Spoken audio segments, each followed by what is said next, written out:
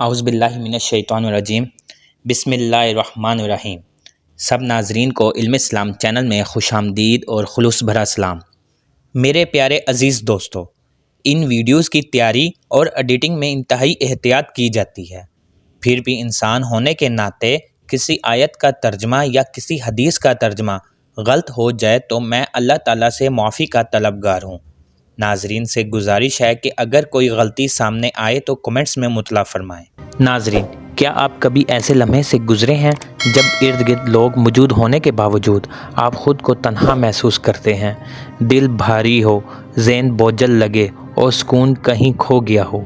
یہ کیفیت روحانی تنہائی کہلاتی ہے، جو آج کل کی تیز رفتار زندگی میں بہت عام ہو چکی ہے۔ اس ویڈیو میں ہم بات کریں گے کہ روحانی تنہائی اور ذہنی بے چینی کیوں پیدا ہوتی ہے، اس کا اسلامی اور روحانی حل کیا ہے، اور کیسے ہم دعا اور ذکر کے ذریعے ذہنی سکون حاصل کر سکتے ہیں۔ میرے پیارے ناظرین، روحانی تنہائی اس کیفیت کا نام ہے جب انسان کے دل اور روح کو اطمینان نہ مل رہا ہو، چاہے دنیاوی سہولتیں موجود کیوں نہ ہوں۔ دل میں ایک خلا محسوس ہونے لگتا ہے، دوسروں کے بیچ رہ کر بھی خود کو اکیلا پایا جاتا ہے، عبادات اور ذکر سے دوری کا احساس ہوتا ہے، ذہنی دباؤ اور بے چینی کا بڑھ جانا ہوتا ہے۔ یہ کیفیت اکثر انسان کی اللہ سے دوری یا زندگی کے مسائل سے بھاگنے کی وجہ سے پیدا ہوتی ہے۔ میرے پیارے عزیز دوستو، اللہ کے ذکر سے غفلت، جب دل میں اللہ کا ذکر کم ہو جائے تو بے چینی بڑھتی ہے۔ بار بار گناہ کرنے سے دل پر سیاہ دھبے پڑ جاتے ہیں۔ دنیا کے مال، شہرت اور لوگوں کی رائے کی فکر دل کو کمزور کر دیتی ہے۔ غربت، بیماری، رشتوں کے مسائل یا ناکامیاں انسان کو تنہا محسوس کرواتی ہے۔ یہ دل کو سکون دینے والی سب سے بڑی ذرائع ہے۔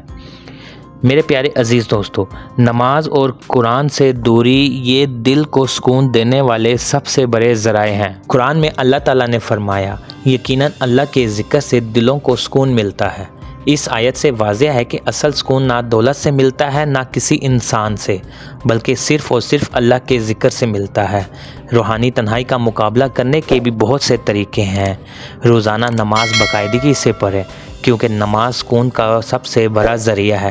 قرآن کی تلاوت کریں، چاہے روزانہ ایک آیت ہی کیوں نہ ہو۔ ذکر اور دعا کو معمول بنایا جائے، سبحان اللہ، الحمدللہ، اللہ اکبر، استغفر اللہ کا ذکر کثرت سے کریں۔ دل کی پریشانی اللہ کے سامنے بیان کریں، کیونکہ وہ سب سے بڑا سننے والا ہے۔ تنہائی کو مثبت بنائیں، تنہائی سے گھبرانے کی بجائے اسے عبادات اور خود احتسابی کے لیے استعمال کریں۔ اپنی کمزوریوں اور گناہوں پر غور کریں اور اللہ سے توبہ کریں۔ دوسروں کی مدد کریں، کسی کی مدد کرنے سے دل کو سکون ملتا ہے۔ غربا کو صدقہ دیں، کسی کو خوشی دیں، کیونکہ یہ اللہ کی محبت حاصل کرنے کا ذریعہ ہے۔ صحت مند سرگرمیاں اپنائیں، فجر کے بعد تھوڑی دیر چہل قدمی کریں، اچھی کتابیں پڑھیں یا کسی دینی درس میں شریک ہوں۔ خاص دعا برائے سکون قلب ہوتی ہیں۔ یہ دعا حضور نبی اکرم صلی اللہ علیہ وسلم اکثر پڑھا کرتے تھے۔